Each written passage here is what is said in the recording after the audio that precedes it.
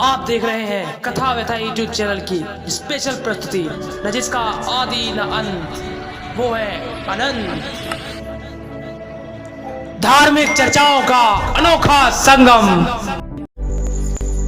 नमस्कार। जय श्री श्याम, जय श्री श्याम, जय श्री श्याम। कथा व्यथा यूट्यूब चैनल की अद्भुत प्रस्तुति अनंत में आपका स्वागत है। अनंत में इस समय पर आप सुन रहे हैं रामायण के अनसुलझे रहस्य। रामायण के अनसुलझे रहस्यों की कड़ी में आज आप सुनेंगे क्यों रावण मां सीता अशोक वाटिका में रावण के सामने तिनका उठाती थी और रावण उस तिनके को भय से दूर भाग जाता था।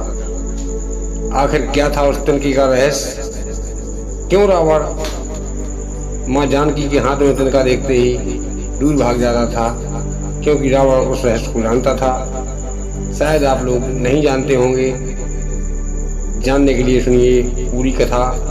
जय श्री श्याम, जय श्री श्याम, जय श्री श्याम।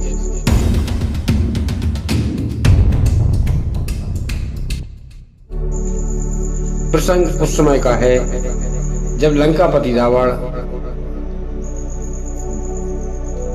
पाताल लोक में विजय प्राप्त करने के बाद स्वर्ग लोक में पुत्र इंद्रजीत ने स्वर्ग जीतने के बाद धरती को जीतने के लिए निकला। उस समय पर धरती पर अवधपुरी में भगवान राम के कई पीढ़ी पहले एक राजा रघु हुए, जिनके नाम से रघुकुल चलता था। कहा गया है कि रघुकुल रीत सदा चली आई, प्राण जाए पर वचन न जाए। कौन थे राजा रघु? क्या हुआ था रावण के साथ, मैं आपको बताता हूँ। जब रावण विश्व विजेता बनने के फिराक में धरती पर आया, उस समय पर राजा रघु अपने गुरु के पास गुरु से ज्ञान ले रहे थे। रावण को पता चला, अयोध्या में आया। अयोध्या में आने के बाद उसे पता चला कि यहाँ का राजा तो गुरु के पास बैठा हुआ है। रावण गुरु वशिष्ठ के आश्रम में पहुंचे। सैनिकों ने बताया कि हे महाराज, लंकापति रावण, दशानन रावण इसी ओर आ रहा है और वो आप पर चढ़ाई करना चाहता है, आपको पराजित करना चाहता है। उसी समय पर रावण वशिष्ठ के आश्रम में पहुंचा और तेज आवाज में हुंकारते हुए कहा, राजा रघु बाहर निकलो, मैंने सारी धरती जीत ली है। या तो मेरे सामने अपना मुकुट रख दो, पराजय स्वीकार कर लो, या मुझसे युद्ध करो। उस पर राजा रघु ने हंसते हुए कहा कि हे मूर्ख, तू मुझे नहीं जानता है। यदि जानता होता तो यहाँ नहीं आता। इस पर रावण ने कहा कि ये व्यंग भरी बातों का समय नहीं है। आप अपने महल जाइए, अस्त्र शस्त्र उठा लाइए और मुझसे लड़िए। इस पर महाराज रघु बोले, तुझ जैसे तुच्छ से लड़ने के लिए मुझे अस्त्र शस्त्र की आवश्यकता नहीं पड़ेगी। राजा रघु ने वहीं बैठे बैठे एक तिनका उठाया, गुरुजी की कुटिया में तिनका उठाया और राजा रघु ने रावण के पीछे लगा दिया। मंत्र पड़ा और वह रावण के पीछे लगा, अग्नि बाण बन गया। रावण तीनों लोकों में भागा। भागते भागते ब्रह्मदेव के पास पहुंचा। ब्रह्मा जी से कहा, ब्रह्मदेव आप मेरी रक्षा कीजिए। ब्रह्मदेव ने कहा, मैं कुछ नहीं कर पाऊंगा। भोलेनाथ के पास पहुंचा। भोलेनाथ ने भी मना कर दिया। सब लोगों के पास पहुंचा। अंत में अपने दत्त गुरु शुक्राचार्य के पास पहुंचा और शुक्राचार्य से कहा, हे गुरुदेव, मैं राजा रघु से युद्ध करने के लिए गया था और उन्होंने बाण मेरे पीछे लगा दिया है। इससे मैं जल के नष्ट हो जाऊंगा, आप कोई उपाय बताइए। इस पर गुरुदेव ने कहा कि हे अज्ञानी रावण, तूने बहुत बड़ी मूर्खता की है। जो उनसे लड़ने के लिए गया वो वैसे ही सात्विक प्रवृत्ति के हैं, किसी का बुरा नहीं चाहते हैं। तूने कुछ ही अनायास शब्द कहे होंगे। इस पर रावण ने उन्हें पूरी बात बताई। जो रावण ने कहा था वो बताया। तब उन्होंने कहा कि यदि अपनी खैर चाहता है तो उन्हीं के पास जा, उनसे विनती कर, उनके चरणों में लौट जा, वही तुझे बचा पाएंगे। इस संसार में और कोई तुझे बचा नहीं सकता है। तब रावण महात्मा राजा रघु के पास आया, उनके चरणों में अपना सर रख दिया और कहा, हे महाराज, मुझसे गलती हो गई है। मैं कभी भी जब तक मैं जिंदा रहूंगा और मेरा वंश चलेगा, कोई भी अयोध्या की ओर आंख उठाकर नहीं देखेगा। मुझे इस बाण से रक्षा कीजिए। तब रघु ने मंत्र पढ़ा। मंत्र पढ़ने के बाद वह तिनका उनके हाथ में आ गया और उस तिनके को उन्होंने एक बाण बना दिया और कहा, हे मूर्ख रावण, ले इस बाण को ले जा और इसे संभाल के रखना। यही बाण तेरी मृत्यु का कारण बनेगा। जब तक ये बाण नहीं छोड़ा जाएगा, तेरी मृत्यु नहीं होगी।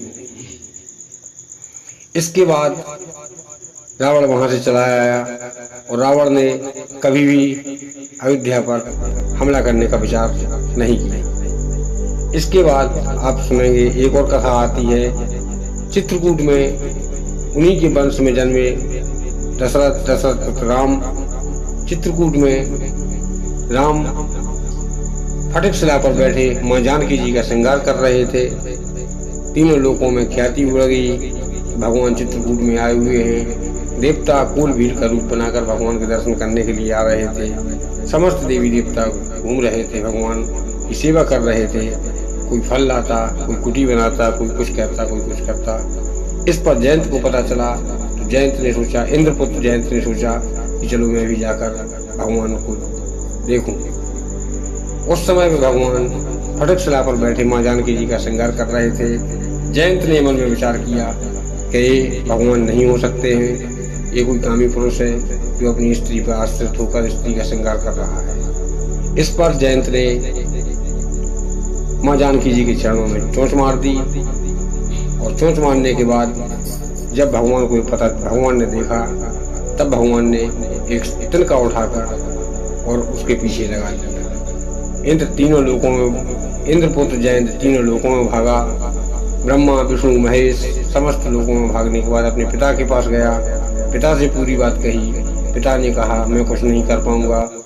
इसके बाद देवर्षि नारद मिले। नारद जी ने उन्हें सलाह दी कि जहाँ से बाण लगा है वहीं जाइएगा। इस पर इंद्रपुत्र जयंत भगवान के पास पहुंचा, भगवान से क्षमा याचना की। भगवान ने कहा, नहीं, मैं तुझे क्षमा नहीं करूंगा, क्योंकि यहाँ का मैं राजा हूँ, चित्रकूट का मैं राजा हूँ और मैं तेरे अपराध को क्षमा नहीं कर पाऊंगा। उस समय पर इंद्रपुत्र जयंत ने कौआ का भेष धारण किया हुआ था। इस प्रकार से भगवान ने कौए की, जो आपकी दो पुतलियां होती हैं, अंदर कौए में घटा तो दोनों हैं, पुतली एक है। कौए की आंखें दोनों हैं, पुतली एक है। इस प्रकार से जयंत को भगवान ने दंड दिया। रावण को पता था, रावण जानता था। फिर इसके बाद भगवान ने कहा, सीता ने कहा, भगवान ये क्या चमत्कार है। तब भगवान ने कहा, हे सीते, मैं तुम्हें बताता हूँ। और भगवान राम ने वह मंत्र सीता को बता दिया कि इस मंत्र पढ़ने से तिनका अग्निबाण बन जाएगा, जो तीनों लोकों में हमारे अलावा कोई शांत नहीं कर पाएगा। इसका ज्ञान रावण को था। जब मां जानकी जी के पास रावण जाता, मां जानकी उस तिनके को सामने कर देती। रामायण में कहा गया है, खल सुन नहीं रघुवीर बाण की। रावण से कहती हैं कि हे रावण, हे दुष्टनीच रावण, तुझे खल सुर नहीं, रघुवीर का मतलब होता है राजा रघु जो वीर थे, उनकी बाण की तुझे सुर नहीं है। मैं उन्हीं की पुत्र हूँ, मैं भी वो जानती हूँ। इस प्रकार से एक बाण मेरे परसुर ने लगाया था, एक बाण मैं तुझे पीछे लगा दूंगी, उसका कोई संसार में तोड़ नहीं है। इस प्रकार से रावण मां जानकी जी से डरता था। और जब जानकी जी तिनका का सहारा ले लेती थी, लोग कहते थे कि तिनका भूमि, कुछ लोगों का तर्क है, मत है कि भूमि से माँ जानकी जन्मी है, तिनका भूमि का पुत्र है, इन्हें की जानकी जी का भाई है, इस वजह से रावण डरता था। ये गलत है। रावण उस बाण के लिए डरता था कि जो राजा रघु ने उनके पीछे लगाया था, और यदि माँ जानकी जी ने रावण के पीछे लगा दिया, अब कोई उस बाण को संभालने वाला नहीं होगा। यह थी रामायण की कथा जो मैंने आपको सुनाई है। यदि इसमें कोई त्रुटि हो तो क्षमा करें। यह कथा वाल्मीकि रामायण और तुलसी के दोनों रामायणों से ली गई है। यदि कथा अच्छी लगे तो लाइक करें, शेयर करें, कमेंट करें, सब्सक्राइब करें। जय श्री श्याम, जय श्री श्याम, जय श्री श्याम, जय श्री राम, जय श्री राम।